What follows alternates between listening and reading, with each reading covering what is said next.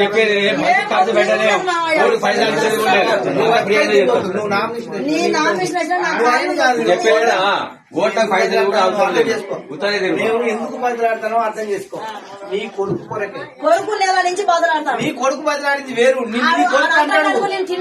నువ్వు తినకున్నా తిన్నా ఇప్పుడైతే నువ్వు చేతులు పట్టుకున్నా అంటే ఎక్కువ పైసలు కూడా మేము చేస్తాం గాని నువ్వు అంటేనే ఇగో నువ్వు ఓకే ఆమె చెప్పాలి. ఇంతమంది ఆమె చెప్పాలి అంతే. తప్పుల విషయం మేము మనిషి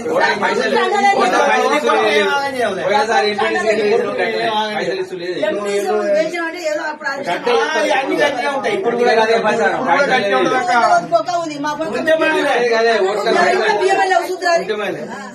ప్రచారం చేస్తాం మేము. అందరూ పైసలు గదే ప్రచారం చేస్తాం. మరి మీకేం లేకపోతే మేము ఉన్నామమ్మా.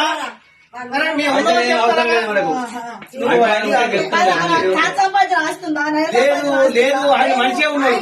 ఆయనే ఉన్నాడు అట్లా గిట్టే బదిలాడుకున్నావు కాదు. అమ్మా నిన్నేం ఆగం కావాలని మేము కోరుకోవమ్మా. అర్థమైందా? మా సాధ్యమైనంత మేము కూడా పోరాడతాం.